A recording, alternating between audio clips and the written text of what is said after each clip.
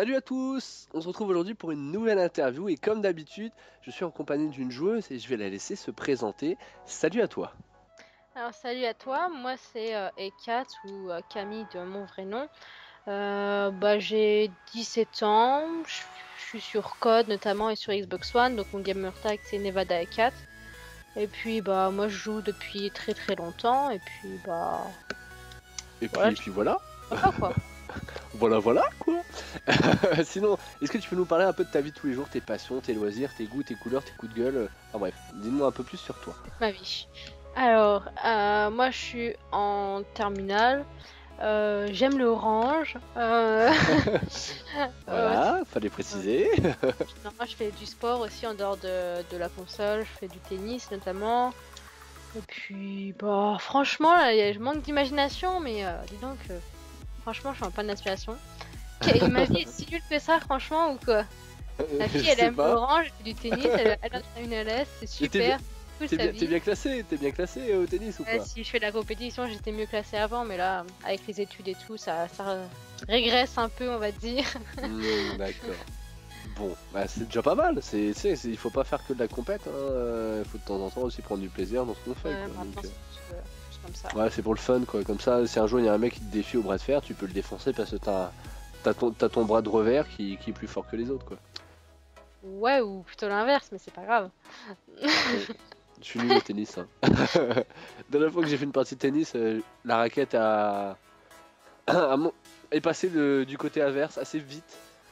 Et j'étais assez énervé, je me suis fait avoir comme un bœuf. Quoi.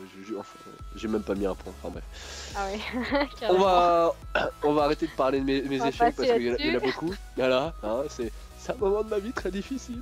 Tu comprends? Donc, on va parler un peu de toi, hein, c'est le but. On va parler d'un détail voilà, qui a un peu changé ta vie.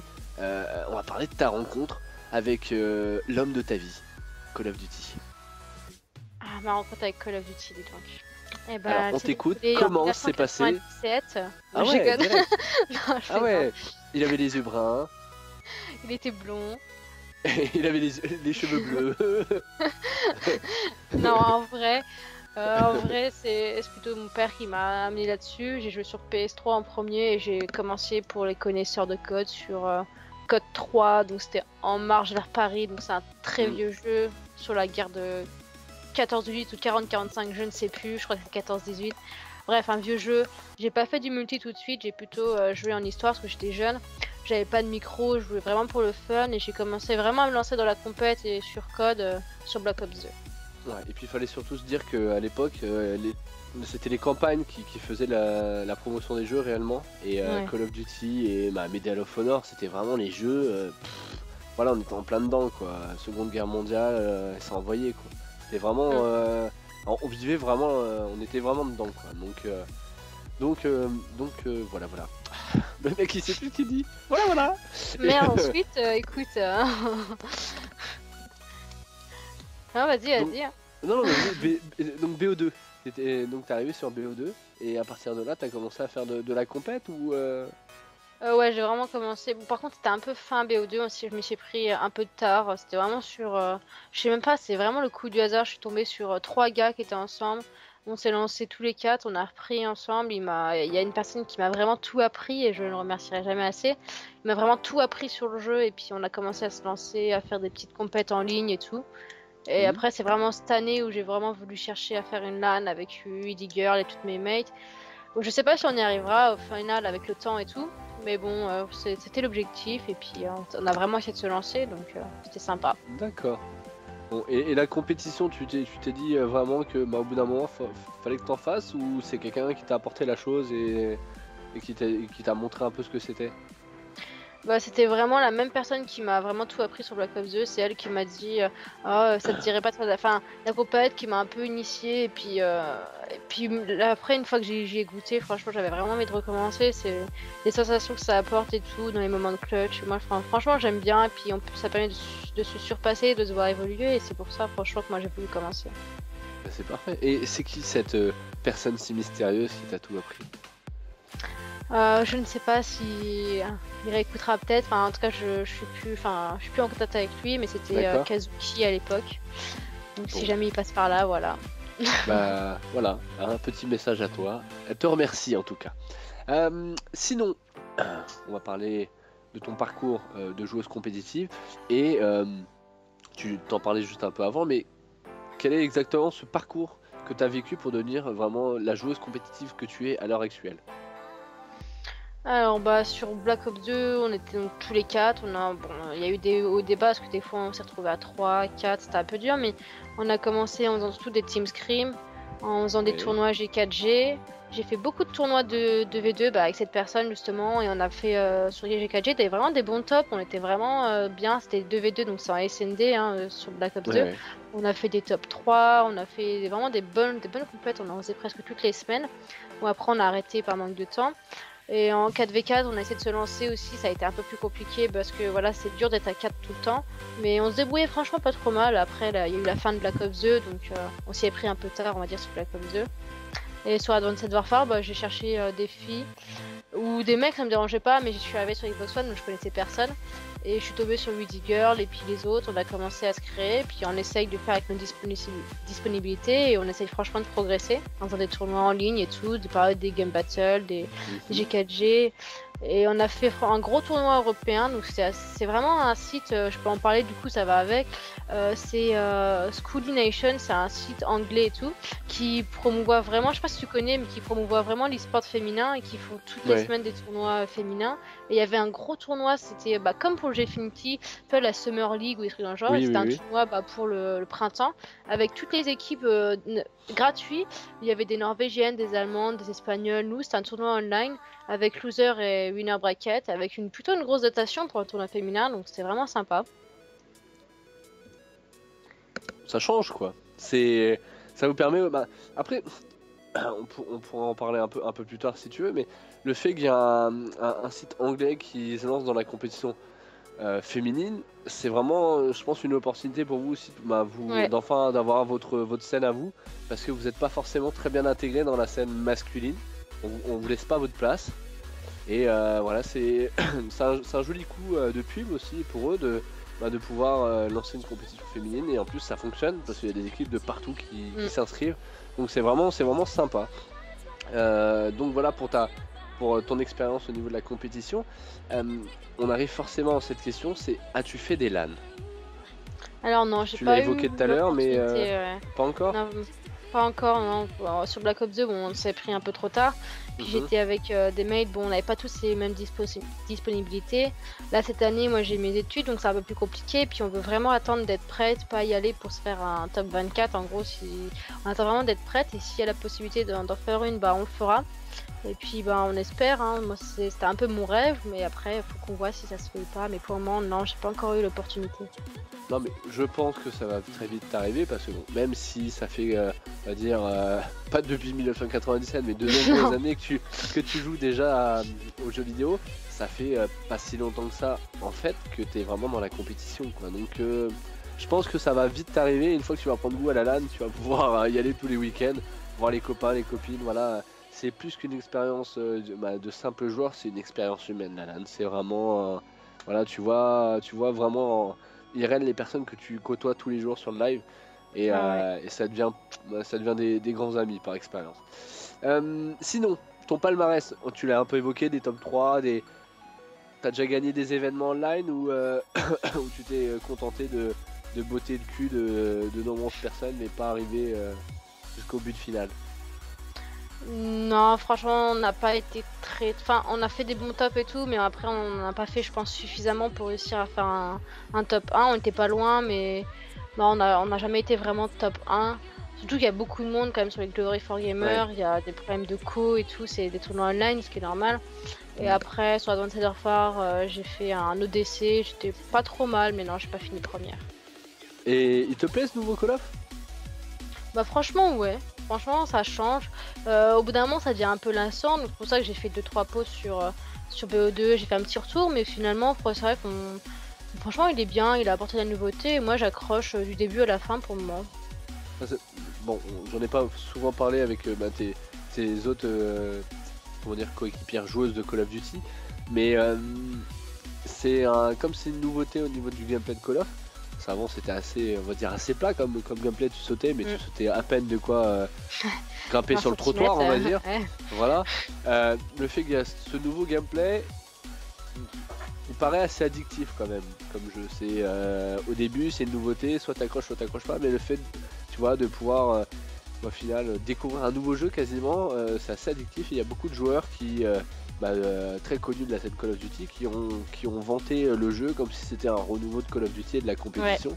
Et comme on voit, et je pense que tu as dû regarder le dernier ESWC qui s'est passé à Paris avec les Call of Duty, quand on voit l'intensité des games et comment ça se passait, ouais, c'est vraiment un Call of Duty, pour moi, plus spectaculaire qu'avant. Ouais, tout à fait, hein, le jeu, enfin, c'est soit au début t'accroches pas, je sais qu'il y en a plein moi que je connais qui ont arrêté au bout du premier mois parce qu'ils ont pas réussi à s'adapter parce qu'il y a eu une grosse période d'adaptation. Moi, honnêtement, sans mentir, je pense qu'il m'aura fallu 2 bons mois avant de vraiment réussir à toucher un peu au jeu. Au début, c'était facile parce que tout le monde était un peu nul entre guillemets, mais dès que ça y est, il y a eu du niveau à partir de décembre que tout le monde est arrivé, fallait vraiment s'y remettre. Il y en a qui a abandonné dès le début. Et une fois que tu as franchement persévéré, il y a toujours des choses à faire, mais une fois que tu as accroché, je pense. Ouais, et puis surtout, il y a de plus en plus d'événements et de choses intéressantes sur Call of Duty, donc c'est bête de passer à côté, quoi. Même si au départ, on va le dire grossièrement, tu galères sur le jeu, faut pas lâcher, quoi. C'est bête de s'arrêter juste parce que c'est une nouveauté. Forcément, tous les ans, le jeu change, le gameplay change, voilà, ils essayent d'ajouter de la nouveauté aussi au jeu, donc faut pas lâcher comme ça. C'est justement en voyant votre capacité d'adaptation au nouveau gameplay du jeu que vous progresserez plus rapidement que les autres, quoi. Après ça c'est comment dire, c'est en fonction de chacun, hein, on peut pas. T'es toujours là ou t'es disparu? Tu l'as, excuse-moi. Ah bon, d'accord, j'ai l'impression de j'entendais plus de bruit derrière, donc je me suis dit oui là, parce qu'il y a quelqu'un qui parlait, donc j'ai juste coupé 5 secondes de micro. Salut à toi la personne derrière, hein. Bienvenue puis on rit. Sinon on est toujours sur Call of Duty. Salut. J'avais dit ouais, tu vois, je les entends. Est-ce que tu peux nous... qui monte Ouais, c'est normal, c'est au moins on s'aperçoit que tu vis dans un monde, t'es pas enfermé comme tout geek qui se reçoit, quoi, hein. C'est l'image des gens à l'extérieur, hein. Tu joues à la console et tu vois le soleil des fois ou pas? Les boutons, non, les lunettes, les vampires. Ouais. Oh là là, oh, tu prends pas le soleil, oh, tu vas brûler. Est-ce que tu peux nous parler de ton meilleur souvenir et ton pire souvenir sur Call of? Alors là, il y en a beaucoup. Là, faut que tu choisisses. Non, je pense que le meilleur, c'est quand j'ai fait sur Black Ops 2 des tournois en 2v2 et qu'on a fait vraiment un bon top, les victoires, je pense. Et pire, je pense que c'est la déception de notre tournoi online qu'on a fait justement au tournoi anglais, là dont j'ai parlé juste avant, où on manquait franchement de préparation et on s'est fait exploser, quoi. Vraiment exploser, ou c'est juste parce que t'aurais préféré aller plus loin et que t'as été un peu déçu? Parce que faut rester honnête, t'as pas fini dernière, quoi. On n'a pas fini dernière, mais pas très loin, on va dire. Non, franchement, on n'avait pas pu s'entraîner à cause de problèmes techniques avant et on manqué vraiment par rapport aux équipes qui étaient à 100%, avec l'équipe anglaise en plus, du site organisateur. On est tombé, je crois, contre eux et c'était aussi des warriors et franchement, franchement un peu déçu, mais je sais qu'on fera mieux la prochaine fois, mais ouais, c'était vraiment pas très bon. Bon, justement, la prochaine fois, c'est quoi ton prochain événement, ce que t'attends avec impatience? Un tournoi, un rendez-vous? Si on peut le faire, ça sera le même tournoi, mais c'est le summer, je sais plus comment c'est. Donc c'est le même, mais donc on va essayer de voir si on a progressé et puis si on fera mieux, quoi. Dis donc, ça parle derrière toi, c'est. Ouais, c'est lourd. Ouais, j'avais un peu. Attends, je vais leur demander rapidement de. Mais vas-y. Donc vous voyez, c'est comme quand on fait l'émission en direct, hein, on enregistre d'un bout en bout, donc c'est aussi comme un semi-direct. Donc c'est un peu comme ça que ça se gère, mais elle l'a fait avec avec T'aurais dû sympathie. Allez, prévenir. non, mais c'est comme ça, c'est normal. Donc, ton prochain événement, toujours sur ce tournoi, sur ce site anglais, donc une prochaine Summer, c'est ça que tu m'as dit? Ouais, ce serait ça. Normalement, ce serait le 24 juin, je crois à peu près, ou 25-26, c'est dans le coin, quoi. Ok, donc vous avez encore un peu de temps de préparation. Ouais, voilà. C'est pas négligeable, sachant que tous vos adversaires, eux, s'entraînent assez lourdement, surtout les Jour gagnantes. et nuit, ouais. Voilà, hein, c'est. Ouais, franchement, ils sont à fond, Ah quoi. des fois, on se dit ils ont pas de vie, mais si ils ont une vie, c'est juste qu'ils ont plus de temps libre que les autres. Ouais, tout à fait. Bon, voilà, on arrive à peu près à la fin de l'interview. J'ai une question surprise maintenant à te poser. Alors, ne sois pas trop surprise, mais c'est la question que je pose à chaque fois à toutes les filles. C'est, maintenant que je t'en ai posé des tas et des tas, je t'autorise à ton tour à me poser une question sur ce que tu veux, hein, que ce soit ma vie privée, ma couleur préférée, qui n'est pas l'orange, hein, mais voilà, Oh. voilà, tu me poses la question que tu veux sur moi en tant que joueur. Comme avant l'interview, on a parlé un peu de moi et de ce que je faisais avant, donc voilà, je te laisse m'étonner. Alors attention. Non, en fait, avant, on a parlé un peu de ton intérêt dans l'e-sport féminin, surtout. Et Ouais. je me demandais, je veux dire, étant donné que, enfin, des fois, surtout dans l'e-sport, le monde masculin est assez macho.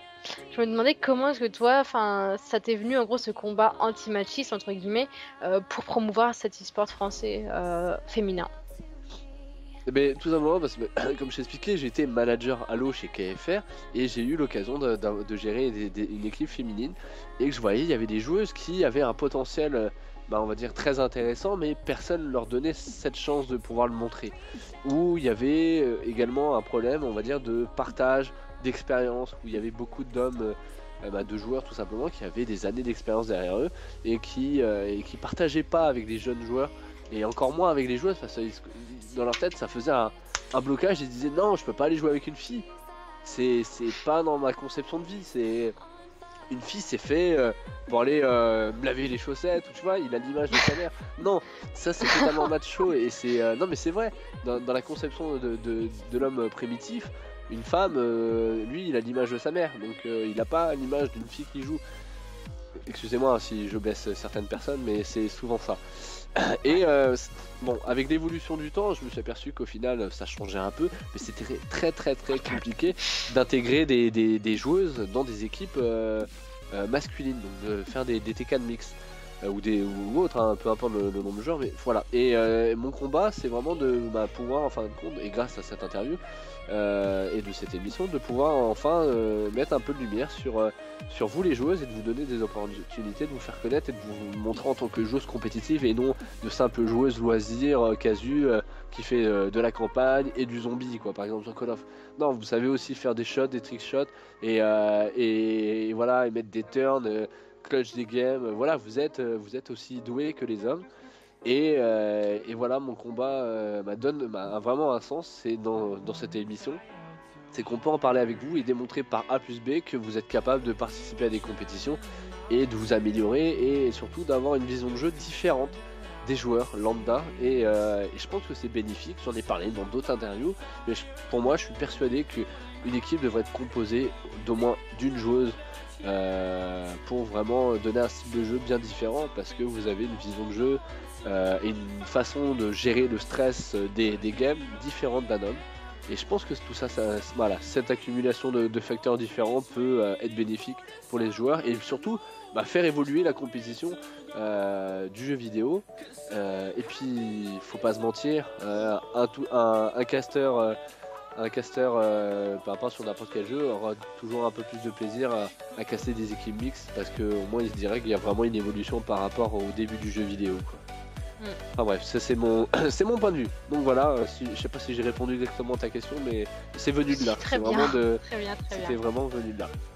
Bon, on arrive à la fin de la vidéo. Vous pouvez retrouver sur Twitter Nevada, donc c'est hashtag Nevada, Nevada, le tiré du 8, hein, le tiré du bas, le grand, hein, celui qui vraiment on se dit pourquoi il est aussi grand, Ecate, Hecate,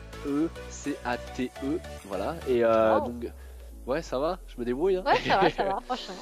Et donc, il y a aussi son YouTube et son Twitch. Donc, c'est pareil, c'est Nevada E4. Hein, Nevada. Sauf que là, il n'y a pas d'espace. E4, H-E-C-A-T-E. Donc, n'hésitez pas, elle fait souvent comment dire, des Twitch. Donc, elle stream souvent, mais aussi, elle fait pas mal de vidéos. Et il y en a des très sympas. Elle fait aussi des tutos sur Avant16 Warfare. Donc, n'hésitez pas. Allez voir ses vidéos et mettre des petits j'aime, des petits commentaires, ça lui fera plaisir je pense. Bon elle cherche aussi des dons pour s'acheter un mix sample, donc je sais pas quand c'est que la vidéo va sortir, mais n'hésitez pas à donner un petit coup de pouce, c'est toujours sympa. Et bien entendu, on vous remercie d'être toujours aussi nombreux à regarder notre émission. Une petite dédicace si tu veux. Dédicace du coup, vu que tu m'as dit que c'était Widi qui avait donné l'idée de m'interviewer, dédicace à Widi et puis à toutes mes mates en gros sur Avant16 Warfare et sur la Xbox. Voilà. Ok, bon, je te remercie, c'était très sympathique encore une fois d'avoir une joueuse en ma compagnie. J'étais voilà, très étonné du fait de ton âge, c'était de l'année de tes 18 ans, mais tu as une maturité qui est vraiment apparente et je te souhaite que du bonheur et de la réussite dans la compétition sur Call of Duty parce que je pense que tu peux aller très loin. Tu m'as l'air d'être une joueuse très prometteuse, donc ne lâche pas, sois persévérant et comme on dit en Bretagne, sois con comme un breton, continue d'être têtu, voilà, hein, c'est très bien, reste comme tu es. Voilà, cette émission est terminée, on vous remercie, voilà, comme d'habitude, mais vraiment vous êtes nombreux de semaine en semaine à nous suivre et c'est vraiment un plaisir de continuer ces interviews, de vous faire partager la compétition mais du regard féminin. A très bientôt pour une nouvelle interview. Salut à tous.